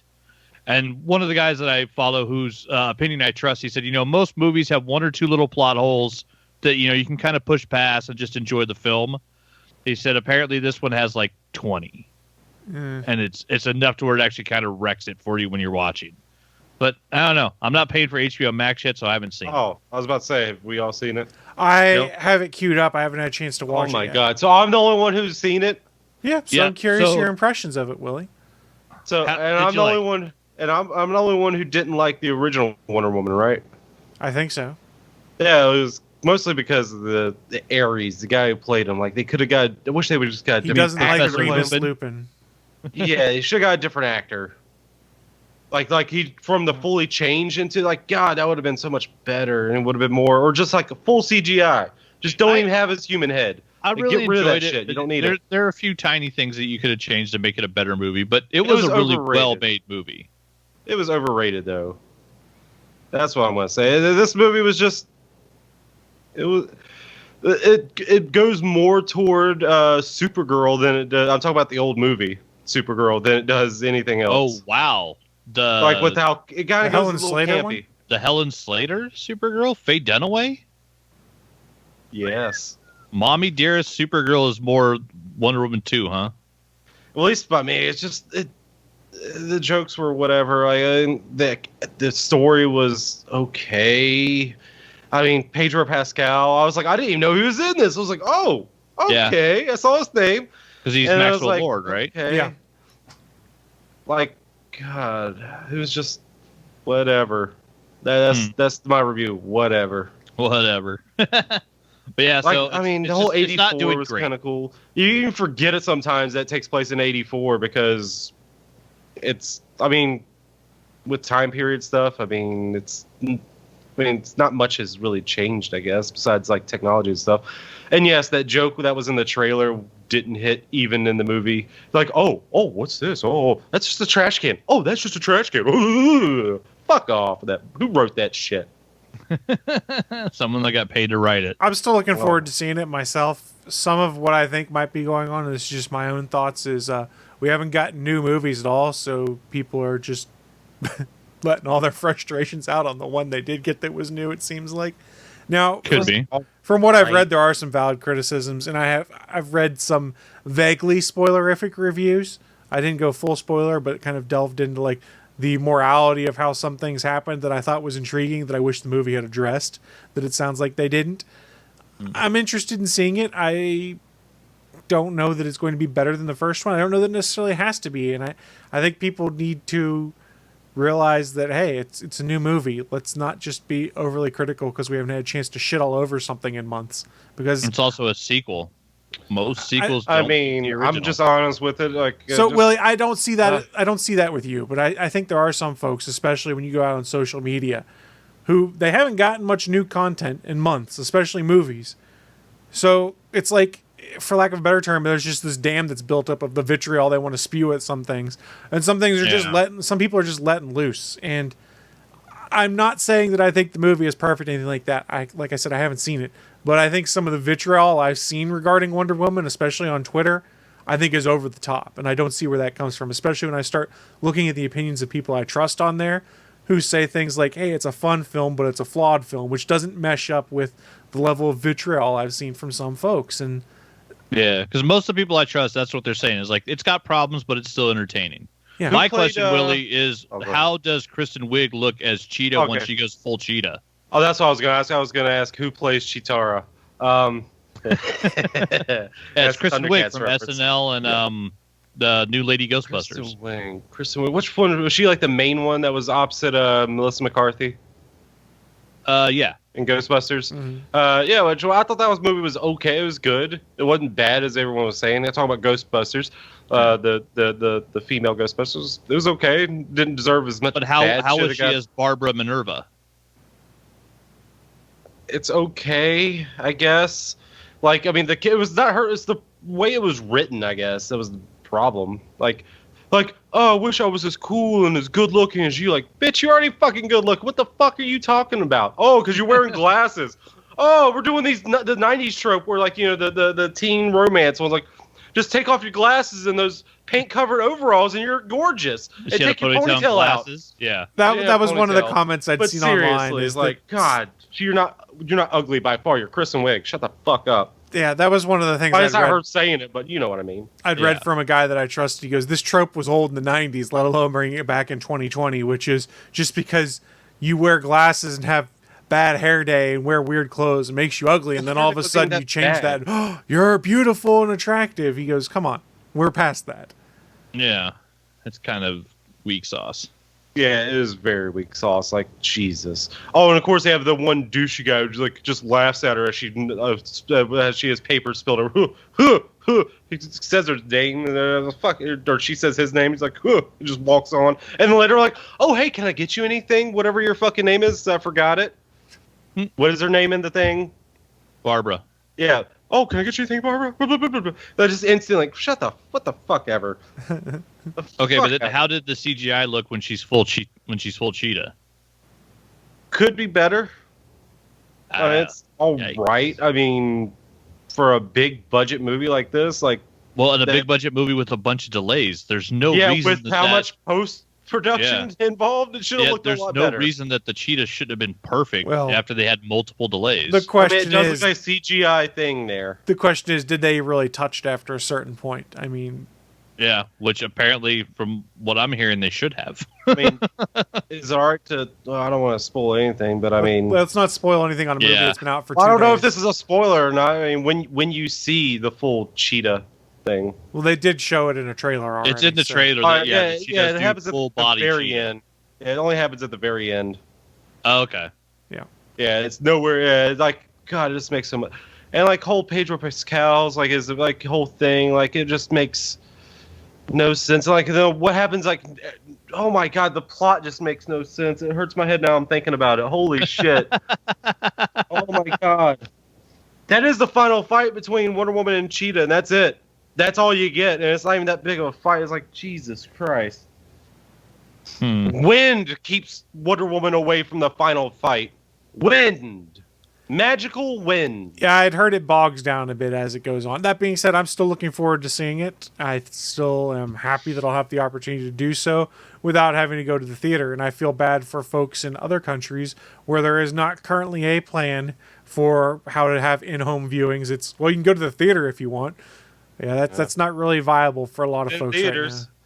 right Yeah, theater's not even open over here. We only have one movie theater open in town. The main theater is closed, and then the old AMC screens have been open. But I'm not going to the mall to watch a movie in the middle of the pandemic. There's only one worse thing, and that's going to like the $2 theaters for that, or dollar. Oh, dear God. Yeah. And the only reason I say those are terrible, because the only one I've been to was fucking terrible. The screen quality was shit, but that wasn't the worst part. The worst part is the sound quality. It sounded like it was coming through a waterfall. Yeah. Like it was going through water. Like running. Yeah, most water, of those second-run theaters aren't in really great shapes, which is why they're second-run theaters. And I only saw World War Z. That's not even the reason I hate that movie. That movie was terrible anyway. Well, yeah. Yeah, you could feel the PG-13ness in fucking World War Z. You could see harsher stuff on fucking The Walking Dead on AMC. But no, you can't see a zombie get shot in the head. No, as soon as he's about to shoot, it shows what's his nuts, Brad Pitt's fucking face on. TVM is different than PG-13. Yeah. God, but when you could feel the PG-13ness, God, that was painful. That movie was terrible. I wasn't really on my list of things to go see immediately, anyways. But you've never seen World War Z? I have not. Good, don't ever. Continue that trend. Okay, so in the chat room, Haru Fonzix is saying, in Canada, you get to pay $30 to rent Wonder Woman 84 through your provider for the next 6 weeks minimum until it hits the Crave channel. So, or what you could do, they had mentioned, they pulled the Mulan with it in Canada, wanting you to pay extra. What you could do is get a VPN. Well, you have to VPN in an account. Because we're sponsored by NordVPN. Wouldn't that be great? I'm kidding, I wish. Well, I mean, there's probably some folks that are going to do that, and evidently the 1 week trial for HBO Max has started back up again, but I'm pretty sure you have to have a billing address in the United States as part of their sign-up process for that, so I'm not sure how well the 1 week trial plus VPN combination is going to work for our international friends. Now, what they'll probably end up doing, because HBO/Time Warner's made it a pain in the ass to get this movie, is people are probably going to pirate it, because there's not a legitimate way for people to get this. And, you know, we're in the middle of a pandemic. I don't want to go to a movie theater. It's kind of on them to realize the mistake they made there, which is if you don't have a distribution plan other than go to a movie theater in a lot of these other countries, you should realize your stuff's going to get pirated. Yeah. If it's not available everywhere, people are going to get it one way or another if they really want to see it. If you don't give them a viable option online, then they're just going to steal it. We've seen it happen before. Yeah. So if you have the opportunity to go watch it, way to see it, and they will. Yeah. Build it, and they will come. If you have the opportunity to watch it, I think it's worth seeing from everything I've read. My hope is to watch it this week. My wife and I are both on vacation this week. So other than playing video games and cleaning my house, I have no great plans. So I should be able to fit some movie viewing in there. And I'm sorry, back to the listener. Oh, in Canada, you got to pay $30. You got Letterkenny a whole day earlier than we did in America, so be proud of that. We had to wait till Boxing Day. Why weren't you on a VPN going to Canadian sites to go watch it then? Well, because the VPN wouldn't help you, because you also need a subscription to Crave. What's it? What's the channel? What, Sky? I don't. No. No, it's the channel it's on. Is it Crave? I thought it was Crave. Yeah, I think it's Crave. Yeah, Crave. Yeah, it's on Crave. Yeah, I would also have the subscription to that and the VPN. Man, you're asking for a lot here, Chris. I'll let you borrow my VPN client if you want. I have an unlimited lifetime license to Windscribe. You can borrow it for a little bit if you need to. I have a VPN address in Canada where I can go. How's that going to help me now?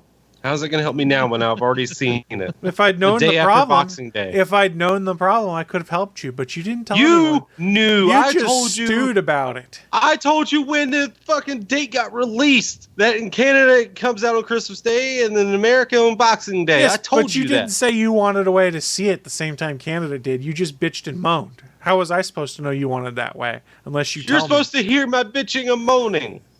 I hear it far too often. You do, and yet you do nothing with it. You choose to do nothing with it. This is on you. Okay, it's all my fault that Willie didn't get to watch Letterkenny a day early. I'm sorry, Willie. Last episode is very good. The last episode is the best episode of the whole season. I am deeply sorry. Please forgive me, Willie. I'm not sorry. Well, it's He's not your never- fault. It's my fault, evidently. It is. It's always Chris's It's my fault. fault. It's a shit. It's true. All right, I'm going to take my news story now. You do that. Do you guys remember the movie Tron Legacy that Disney Nope, did? never heard of it. Yep. You remember the fact that Daft Punk did pretty much the entire soundtrack for it, and it was Who? pretty great? The guys in the helmets. Yes, the I guys in the know. helmets. I know who Daft Punk is. It was widely regarded in recent years as one of the better movie soundtracks to have come out versus, most soundtracks, which are, here we're Yeah, going to play it 30 was- seconds of a song and toss it on a soundtrack to try and sell things. And it was a good album. Well, what is happening now is... more time. Right. Yeah, you're welcome. The soundtrack for Tron Legacy was originally written and recorded by Daft Punk and now has a new re-release, which is available on Spotify, Apple Music, all of your other streaming services, with the full original score plus 9 additional tracks. The new version of the soundtrack is now called the Complete Edition and was released to celebrate the 10-year anniversary of the movie's release. Holy crap, I didn't realize that movie came out 10 years ago. Yeah. I really love that movie. There's some people that don't care for it. I really loved it a bunch, but... Never seen I it. liked it. It was cool looking. I'd forgotten it also garnered a Grammy nomination. So what they're Although I've saying never is... seen the original Tron either. Oh, it's classic. Oh, wow. The Yeah, old school Tron was great, especially when it came out. yeah. I do like Jeff Bridges. The Complete Edition had 9 additional tracks that weren't part of the original soundtrack's release. They aren't actually new or unreleased, however, they were available in other forms at the time. The vinyl release had exclusives, iTunes had exclusives, so pretty much this Complete Edition is them taking those exclusive tracks that were on other platforms and putting them all available in one place to listen to. I bought the CD back in the day. It was really interesting, some of the stuff they did there, and it made for, especially when I was doing desk work, it made for good background music to listen to, and it had real weird vibes at times, and I really enjoyed it. So I'm looking forward to checking out the Complete Edition, kind of revisiting. Yes, Willie, you gave me a weird look and expression there. Of course, it's Daft Punk. What do you mean it gives you weird vibes? Well, it's also No Tron, shit. too. It's also Tron, more importantly, which is supposed Congratulations. to Did do you also figure out water's wet? You just won't let me have my news. No, he Won't won't. let me have it. Semantics, we're arguing. And if you guys weren't aware, I had kind of forgotten about this until I got to the end of this article on Polygon. There's evidently a Jared Leto starring Tron 3 still in development with Gareth Davis directing.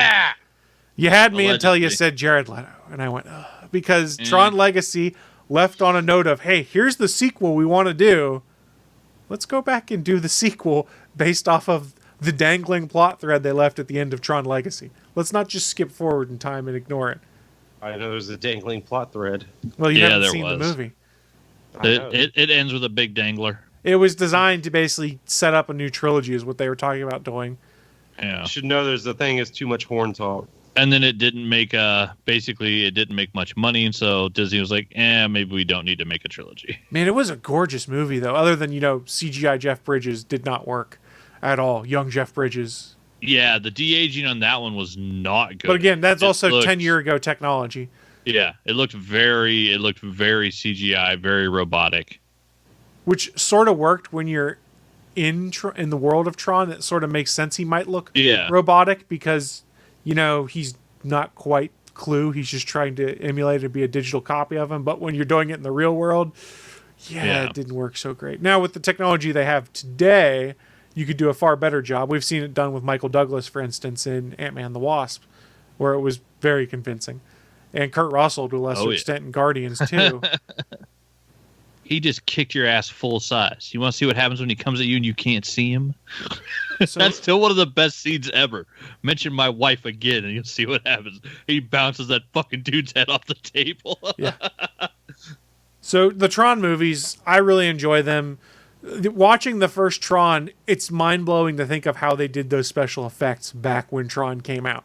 And I've watched some behind-the-scenes Yeah. footage on how they did it. I did the same with Tron Legacy, which I found out, all of the light-up elements on the clothes that they wore in that movie, the battery packs only lasted for 8 minutes a pop when they would plug those batteries in. So they'd do a bunch of takes real quick, Jesus. and then they'd have to swap out batteries. And I guess Olivia Wilde What? regularly got electrocuted by hers. That's sorry. crazy. The They had to have had a bet. There's no way. No, only it's, 8 minutes. it's because they had these super thin LED strips and stuff sewn into the costumes and stuff like that. I know, but only 8 minutes. Like even back then, 10 years ago, or I guess 11 years ago, when they were shooting it. It was a matter of, well, how do you hide it on a person's body when they're wearing a skin-tight suit? Yeah, because it was probably like very small lithium packs. Yeah. Because they couldn't have giant bulky packs. Yeah, those suits are skin tight. But yeah, it is crazy. Yeah, because Tron, the original Tron, came out in '82 when I was 4 years old. Yeah. And yeah, when you look at the special effects that are in the original Tron, now they look, of course, cheesy and very weird. But when you realize that, like, basically there weren't CGI anything yet when that movie came out. Like, it's insane how far they pushed, like, the envelope of technology with movie making when they did the original Tron. He's not wrong. Yeah, that's one of those ones, like, people will never understand, like, how advanced that was when it hit theaters. Because you can't remember how little they could do with computers. And back don't get in me those wrong, days. if you watch Tron now, it's kind of cheesy, but it's still fun. Yeah. Oh no, it's definitely a fun film. And I really dug Tron Legacy and was hoping they would do the continuation. And I dug the cartoon tie-in called Tron Uprising that they did. That was also really good. And I've bitched and moaned about on this show before that instead of canceling it, they just moved it to like Friday at midnight was their time slot. I was like, oh, you're killing this let show. it I die. see what you're doing. Yeah. Yeah, it was annoying. Yeah, they did not treat that cartoon very well. Anything that gives Bruce Boxleitner more work to do, I'm always happy with. Go Captain Sheridan. I like the Boxleitner. That's my news, though. Willie, did you have news for us? Or do you have anything you wanted to bring up in this section as news? Quick little blurb. This is old news, but fuck it. Let's do it. 96% of the player base of the Avengers game is gone on the PC. 96%. How much is the game on PC now? Have they dropped the price any? No, I never own one. I don't even own a PC. I keep seeing it on sale, like at GameStop and Best Buy and Target and Wally World for like anywhere between $25 to $35 physical copy. So I wonder if PC copy is roughly analogous in price. Couldn't tell you. All I know is the game is not bad. It's a fun game. They kind of just focused a little too much on the multiplayer aspect. I did say in pre-show I ended up buying the game because GameFly was doing their used game sale. So it was like $15 for it. So I bought it, and it's slow shipping. It'll probably get here sometime at the beginning of January. So You'll like the single-player part to it. 'Cause it's fun, Yeah. good story. How I looked at it is $15 for the single-player campaign. I was in for it. Plus, they're doing some free content, which is the Hawkeye stuff. And they are supposedly, in early 2021, going to be releasing the next-gen console upgrade for free on it. So when the upgrade comes out for the Xbox Series X, then I'll give Avengers a try. Well, I can tell you, if you want to talk numbers, right now on Twitch, there are 219 people watching people play Marvel's Avengers. And in comparison, right now there are 44,000 people watching Apex and 26,000 people watching Dead by Daylight, 392,000 people just chatting. I don't know 4,000 people doing Fall Guys. So I don't know how fun Avengers would be to watch people play, though. I mean, it's just a button masher. Effectively. Yeah, I mean, it's just, it's a small bit of numbers to show like how much, a game is garnering attention on Twitch. So yeah, it's definitely not a huge one. I mean, it's a way to watch the single player content. That's true. Yeah, I mean, story. But the difference, like some of those other games, like Fall Guys and stuff like that, you're watching to root for a certain player as they compete against everyone else. So it's a bit more interactive versus a collaborative multiplayer button smashing game. Well, I mean, the single player is single player. You can't have anybody else with you.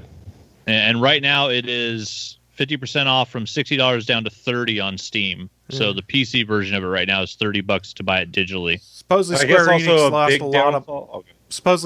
lost a lot of money on this game, though. So I wonder how long it'll keep getting supported.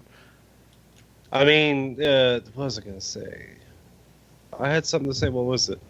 Oh, yeah. The big part of why it's also going down is it's a full price game when it came out. $60. Yeah. Yet they have free to play fucking costumes and stuff priced models for it. And that was ridiculous. Well, there is a rumor right now it's going to be going free to play soon. I don't know that I believe that. Yeah. Fine, then give me my $60 to get back. a finisher. To buy a finisher. Ridiculous. Yeah, well, they gave away a bunch of in-game currency and stuff like that from what they were saying to try and reward people who had paid the game, and it was like $30 worth of in-game currency or something like that, so you could unlock skins and things like that. But I don't like those kind of microtransactions, and those that do, that's fine. But I don't feel like I need to buy them to be able to play the game. So fine, I won't have this super cool Iron Man suit. A full price game. And oh wait, all the costumes you just have to unlock in it. You just have to do things to unlock it. As we've said on this show, that is the exception to the norm anymore. Is something like that. Oh, I know. It makes no sense. Look at you can change the costumes at any point in time. Look at you, Batman Arkham Asylum, or any of the Arkham games. Oh, you have to beat the game to change your costume. Oh, okay. Last gen games though too. Let's not worry about it too much. Arkham Knight then. Yeah. 2 gens and 1 gen ago. I mean, technically, it's still the middle ground, so it's still the current gen. It's still the middle ground area. It's a PS4, Xbox One game, yes, with no enhancements for PS5 and Xbox.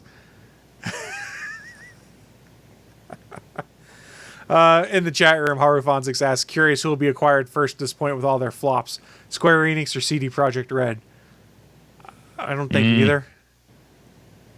Cyberpunk 2077 is getting overblown with how bad it is because it's not a bad game.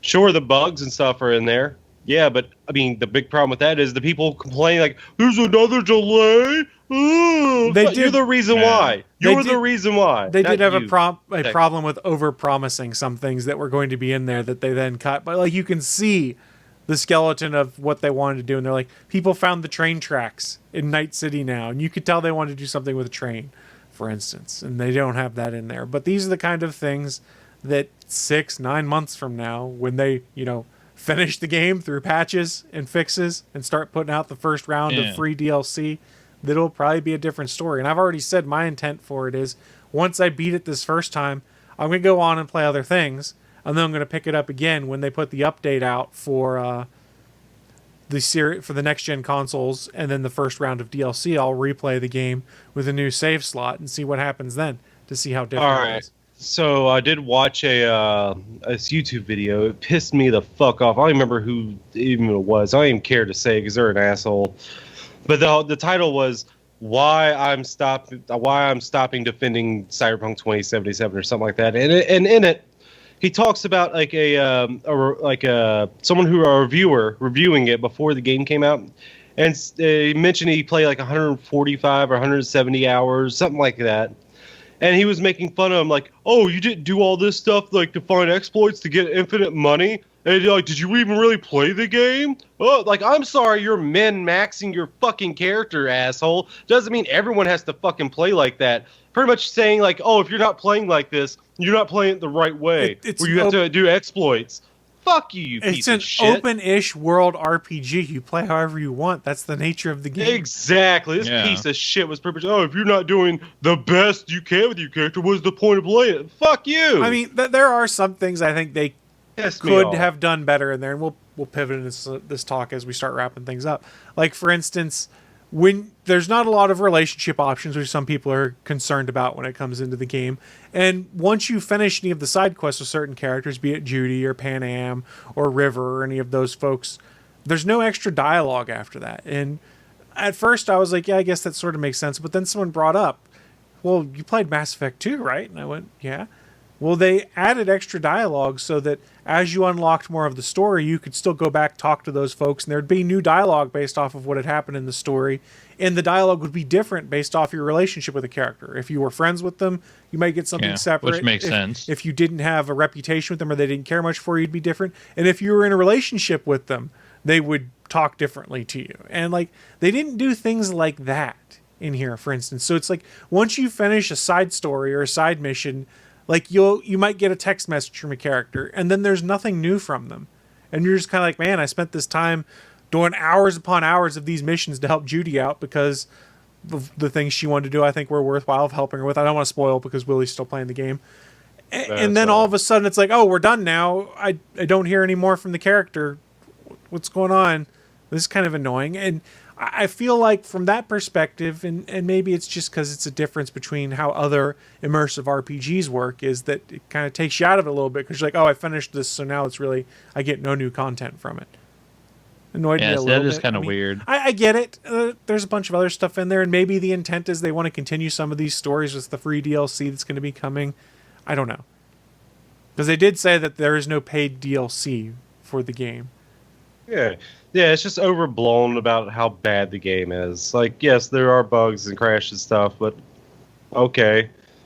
It's not going to stop me from enjoying the thing I enjoy. It's not as immersive as they promised it as part of the thing. Like, they made it seem like you could go anywhere you want in Night City, and once you start exploring Night City, you find out, oh, what's in here? Oh, it's a store that I can't go in. The door's locked. There's no option to go in. Oh, here's another door. Well, let me talk to this guy walking down the street. I'll hit the talk button, and all it is they spout a one-liner off at me and walk away. Oh yeah, So- I did hear about that. Like everyone, no matter who you talk to, it could be some rich preppy asshole or someone who's homeless. They'll both say the same dialogue to you. Yeah, so I did see something about that. Some of the stuff there they were talking about was immersion, how you'd be able to interact with anyone you wanted in the world or interact with any of these things in the world. And it's not quite there. And yeah, obviously some of that probably had to get cut to meet a deadline. Some of that you could probably start putting additional stuff back in. And we know other RPGs are the same way. You can't talk to every NPC. It makes sense, but that's sort of not what was promised. So I'm not taking a shot at it. It's just that's one of those things you start going into it and you're like, oh, it's not quite the same. But the world is really interesting to explore, especially once you start unlocking like double jump or charge jump abilities. You can start traversing the world in really unique ways as well.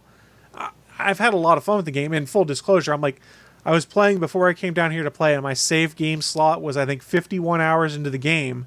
And while I've unlocked the final mission, I haven't gone and done it yet because I'm still trying to finish up some of the side missions that are about characters I've met who have story arcs. The final mission of the game?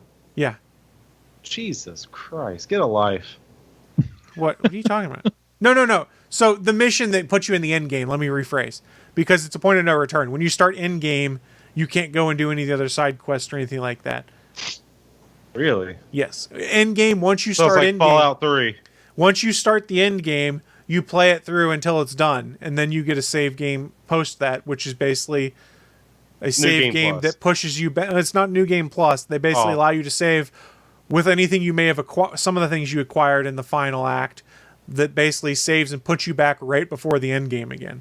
There is no New Game Plus. So, and it'll tell you, like my wife was telling me, because she started to do this mission, and it pretty much spells out for you, if you do this mission now, this is all you get to do. You're in the end game. You can't do any of these side quests. You can't take a break and do these things. And the way the end game works is you can't save during the end game either. It's one all-out thing, and if you die in the end game, it takes you back to that save before it all started. I will say this because I'm not just gonna butter this whole thing up the entire time, but there are some bad things like gameplay wise. Like you have to go around picking up everything. Yeah. God damn it, just to make any kind of money or anything. It's like, this is not fun gameplay.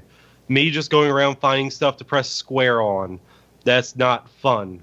Why is this in here? And the enemy AI is not exactly smart.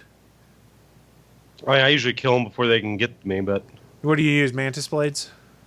Like I said, like the last time I played it, I just got the Mantis Blades, haven't even got to use it in a fight. Yeah, I've got the legendary Mantis Blades now. They're pretty sweet. What makes them legendary? Were they made of adamantium? Well, it has 3 mod slots on it, so you can mod them in different ways. Yes. So, like, my Mantis Blades are flaming, so I can light people on fire, cause them to bleed, and then I have 2 attachments on it that give it 20 and 20%, a double stack 20% attack speed enhancement on it. So it's pretty cool. And then I put a cyber mod on my character that makes me immune to fire, so that when I light people on fire, I can just walk over them and I don't get lit on fire also. Or if someone throws a grenade at me that would cause fire, fire does nothing to me. And Willie is gone off camera now.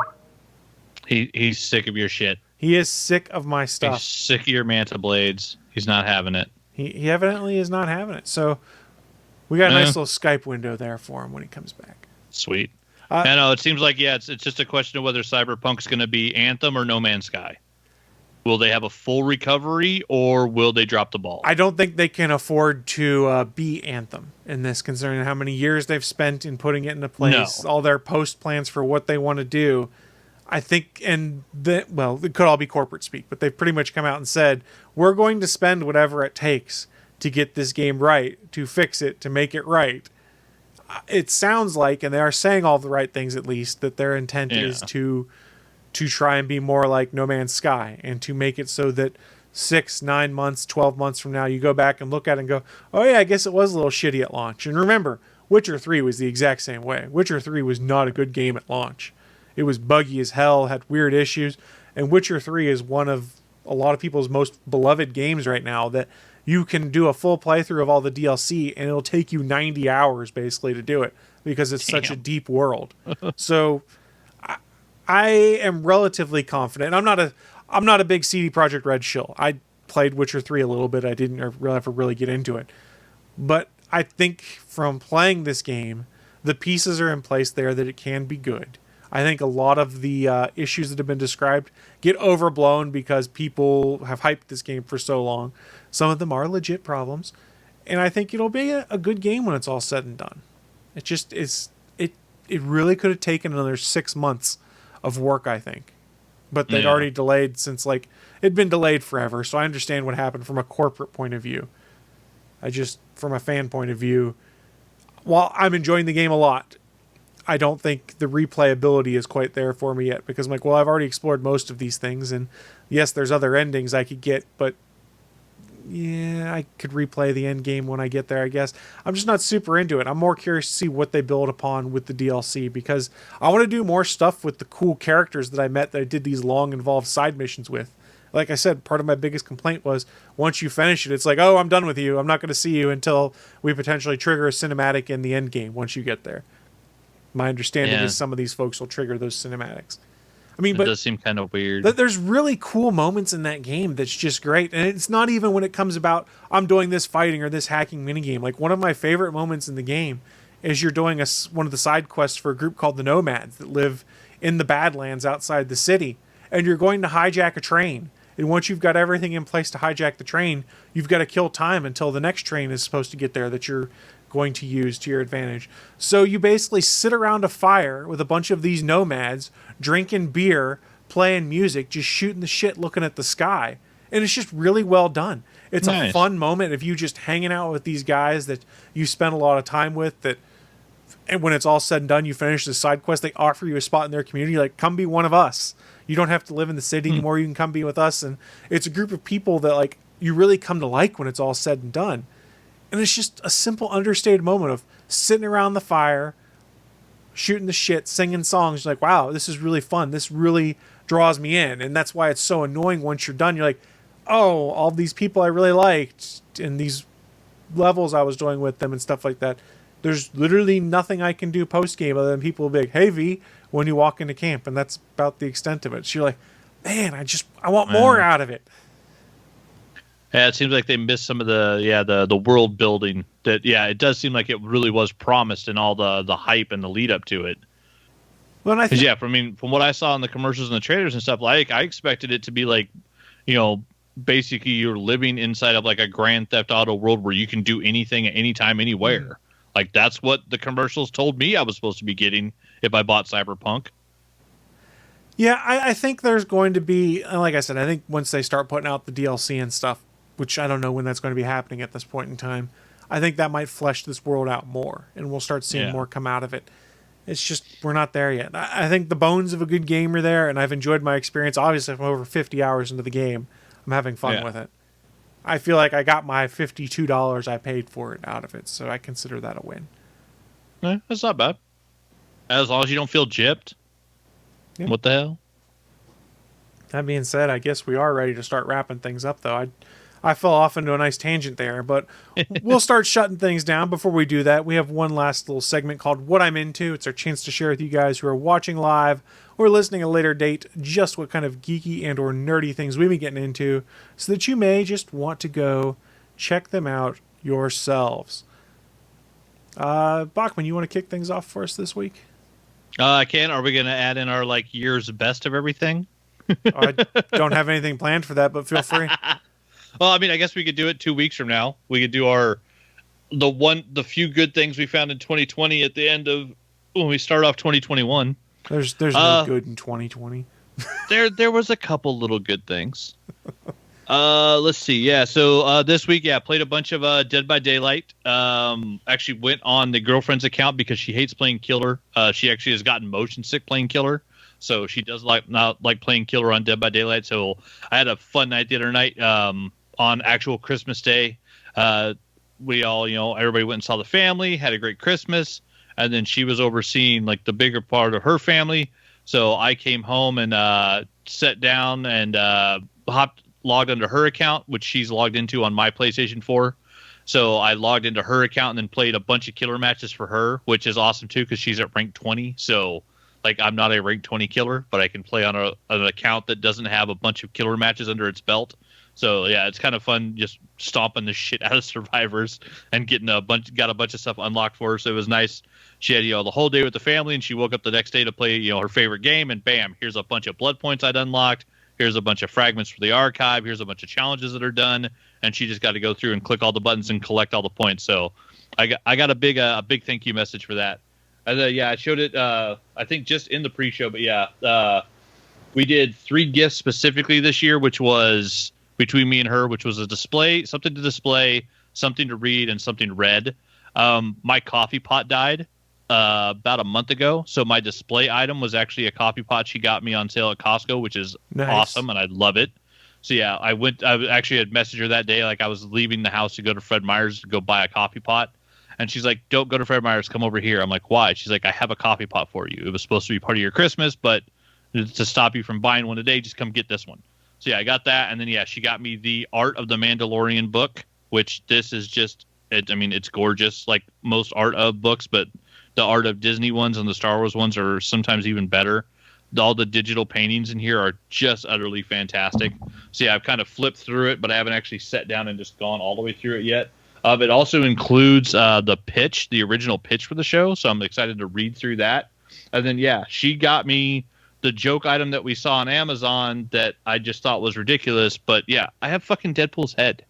So I'm not sure exactly what I'm going to do with it yet, but I'm definitely thinking like with a box, like a stack of books or something, like it could be like right here next to me for like my Dead by Daylight streaming and just be like my interactive partner. So I'm not sure what I'm going to do with it yet, but it's creepy. It's funny. On Christmas Eve, we opened it and just had a bunch of laughs sitting there on the couch watching movies and messing with the head and it's saying stupid things to us. But it's ridiculous. The fact that it literally has like animatronic eyebrows and a jaw that moves, like it has an actual mouth. So like as it's moving and opening and closing the eyes and stuff, like it has actual facial features. It's fucking creepy how much this imitates an actual Deadpool character. Like it's fucking funny. Yeah, she got me those, and then I actually got all the way through. They dropped the second half of all of the season 15 episodes of Supernatural. So I watched the end of that show, and after 15 years, I will be honest, those fuckers made me cry. Like the end of that show, like they had some really good shit. I'd seen some stuff online where people complained about like the last episode online. And I don't know what the fuck people's problems are. Other just everybody complains on the internet. But like the second to last episode was really like, this is the end of the story. Like this is the big ending. This is how everything goes down. And then the actual last episode was just kind of wrap up. So I mean, what could you expect? It's 15 fucking years, and they knew it was coming going into it. So yeah, like they did the big showstopper ending, and then they did like the last episode was set up to be like the last, monster of the week, just like the first episode. And like if you really paid attention to the show, like it really does harken back to the very first episode. And yeah, just the acting in it is awesome. Fucking Jensen Ackles and Jared Padalecki, like they've done so much work and grown so much as actors on that show. It's insane. But yeah, now it's all on Netflix. If you want, there's a show that has 15 years worth of episodes that is basically all monster of the week, and just every season up in the ante to where at the end they're basically fighting God. Like it's an insane show. But yeah, it's really enjoyable. I loved it. Yeah, fuckers actually made me cry at the ending. Like it was really well done. The ending was good. And then the other big one this week was I got to play with an Oculus Rift last night. The girlfriend's family decided to pick one up about a month before Christmas. So yeah, the Oculus, or not Oculus Rift, the Oculus Quest 2, which I guess is like the newest one. So played with some of that last night. They were trying to show me the Alice in Wonderland one where it's like really detailed, like down the rabbit hole gameplay, which was kind of cool. But I wear glasses, and apparently one of the problems with that thing is that, unlike some of the like different headsets with like lenses in it, you can't adjust the lenses inside if you have like bad vision. But then we looked in the box, and there's actually an extender that pushes the thing further away from your head. That's actually for people that wear glasses, so you can wear your glasses and then put the Oculus over them. It makes it a little uncomfortable, but being able to do that just as an option is awesome. And then once I could actually see the graphics of like the full Alice in Wonderland thing, like the graphics on the thing are amazing. As someone that like remembers like the VR Boy being garbage and causing headaches, and all the Virtual different Boy. Yeah, Virtual Boy. You know, all the different upgrades of stuff where they've tried VR so many different ways. But yeah, played the Alice thing. The girlfriend Janice, she played the vacation simulator. Went through a bunch of that, and there was some really fun stuff that we watched that. And then yeah, I played some fucking Beat Saber, and I can see why that game is so fucking addictive. Oh yeah, like, it's fun. We both, after having played it, because also she'd gotten motion sick playing Dead by Daylight. I've gotten motion sick on VR stuff before, so we both wanted to actually try it before dropping, eventually dropping $400 to buy one of those. And yeah, neither one of us had any type of motion sickness. It was super fun. And yeah, like I can see like getting Beat Saber and buying like every music pack of all the songs I like and just enjoying the hell out of it. Because just standing there, just standing there and just flicking the Beat Sabers, because they're not lightsabers, flicking the Beat Sabers to hit those little boxes. Like it was fun as hell. And legally distinct sabers. Exactly. Yeah, legally distinct sabers. But yeah, we had a blast playing that. Like it was so worth it. Yeah, her sister got it for their family and their kids, and she's like, yeah. You guys want to try it? Come over tonight, and you can try it before you end up spending all that money. Because $300-$400 on a thing that's basically a self-contained system, like that's a chunk of change to drop.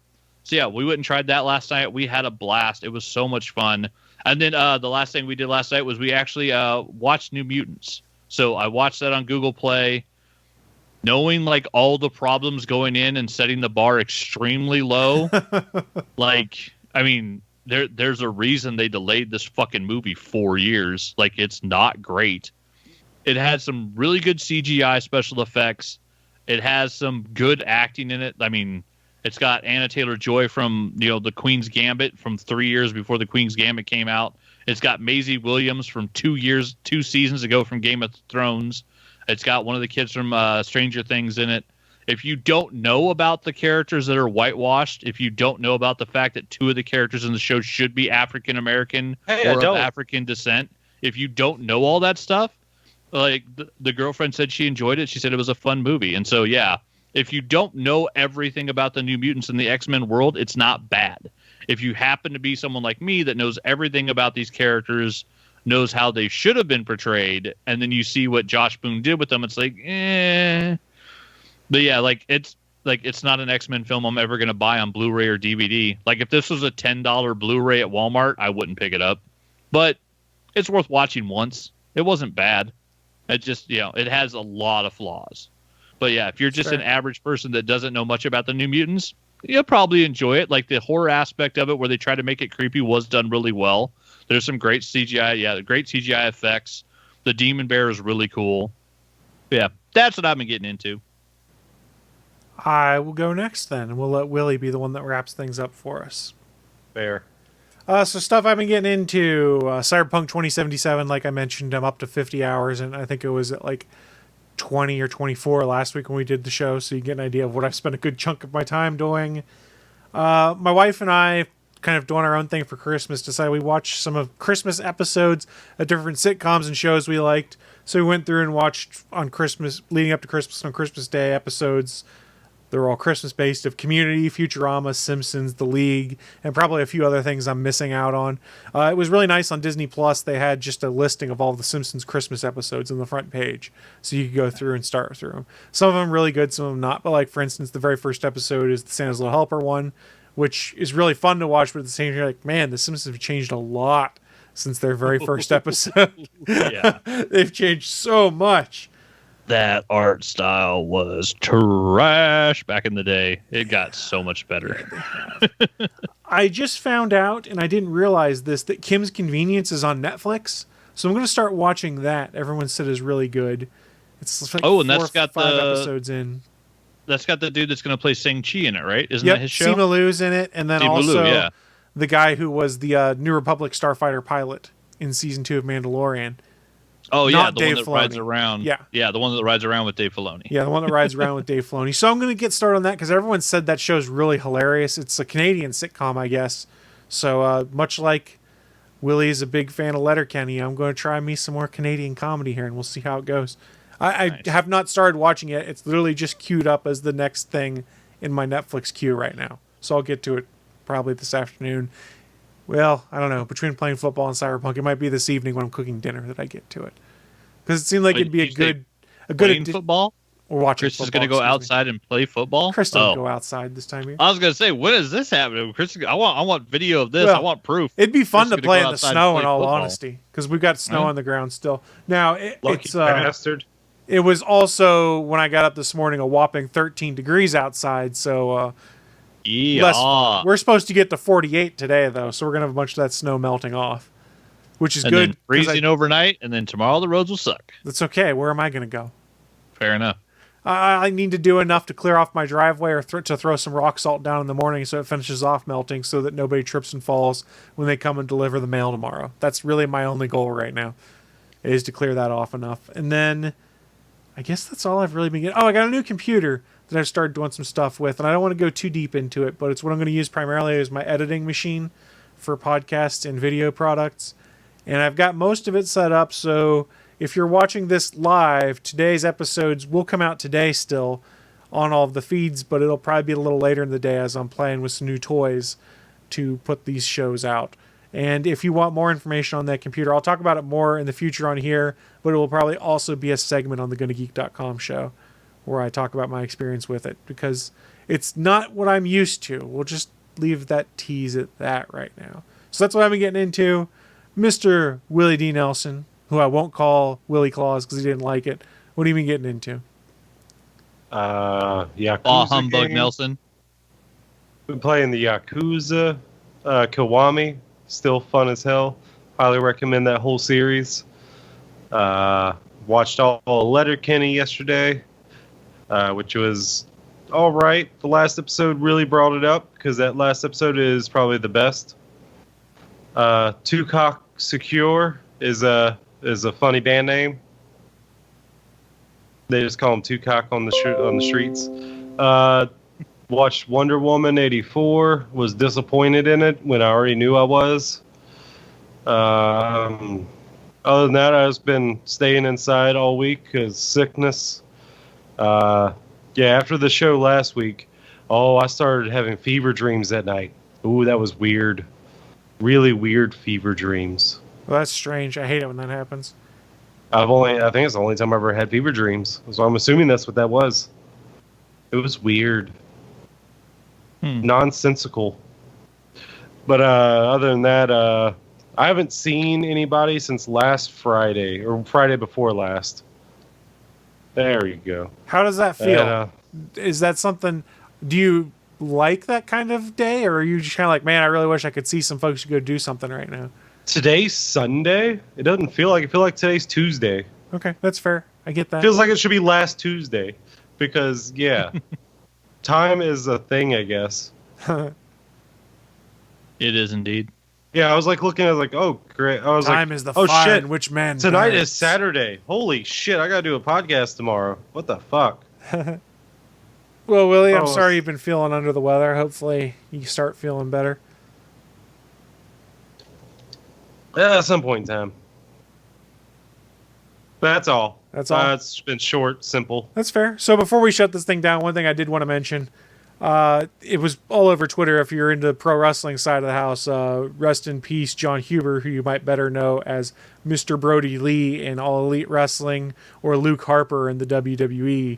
It came out of nowhere. Dude's 41 years old. His last match in October was an awesome match against Cody Rhodes. We found out he passed away late last night or yesterday evening, I guess, from non-COVID related lung issues, according to his wife. And it seems like, as you read some of the responses from other wrestlers in AEW, that they kind of knew he was ill and was going to be out, but they were expecting he'd be back at some point in time. And one thing I will say is I didn't know a ton about him until I really started watching AEW, and then watched a bunch of his things before. Incredibly talented man, by all accounts, from everyone who's been talking about him. Loved his family and provided well for them, and everything he did was for his kids. And they say you're always known by how other people talk about you, that kind of thing. I haven't seen anyone say anything bad about John Huber, Brody Lee, Luke Harper in his passing. Everyone has said kind of the same thing, which is the man was an incredible father and loved his children. He was well beloved backstage. He was one of the nicest people in the companies. So all in all, it's just a loss. I mean, in October, he just lost his title. Yeah. I mean, he's been off TV for like 2 months, and now, holy crap, you're like, wow, he's gone. I'm sure we'll find out more about what it was. I'm sure it'll be brought up at some point in time. It sort of makes it seem like that he might have known that he was sick because he was off TV. Some folks have talked about that. And if you pay attention to the tapings for AEW, his son, in a post-show segment that I don't think is going to air anywhere, in their last television taping, made Kenny Omega tap out and was crowned AEW champion. And his son is like 9 years old, by the way. So nice. It seems like the company was doing something good for him, and the thought that the holidays may not be so great. He was at the Mayo Clinic, and the Mayo Clinic is some of the best doctors in the world. But if you're up at the Mayo Clinic, it generally means something's probably not good. So rest in peace, John Huber. Yeah, and like I said, my Twitter was blowing up last night as well with just all the different wrestlers I follow and stuff. I did see this one from John Alba, who is a sports commentator that I loved. He sent out a tweet that said, at ADW and at Tony Khan, annual tournament to determine the number one contender for the TNT Championship, the Brody Lee Invitational. Let's make it happen. Rest in peace, Brody Lee. That would be cool. Yeah, I could definitely see them doing something cool like that. Because, the fact that, they just did the giant thing with the TNT Championship. They did the first dog collar match in, 30 years. And then now he's gone. Holy shit. It's such a fucking turn. Yeah, definitely. Yeah, just you feel bad. Feel sorry for his family and his friends. Yeah, I mean, and at the same time, he just had this career renaissance too. So he was out of WWE where they weren't really using him, a featured player here. So he's having a career renaissance, getting to spend a ton of time with his family because he's not touring all the time. And you're like, man, the dude had everything just lining up. And you're like, man, whatever illness just sucks is what it comes down to. Yeah, and for me, being a lapsed wrestling fan, I had seen Luke Harper on WWE, and I didn't give a shit. I didn't care. Just like I had seen Dean Ambrose on WWE. I didn't give a shit. Didn't like the character. But seeing Jon Moxley and Brody Lee on AEW, I was thoroughly entertained by both fucking people because they're amazing actor-athletes that really got to shine and show what they could do. Mr. Brody Lee, the Exalted One on AEW, was fucking entertaining. When he beat the dog shit out of Cody Rhodes to take the belt in under 3 minutes, that was one of the fastest, most entertaining ass whoopings I've ever seen on television. It was awesome. He made it look great.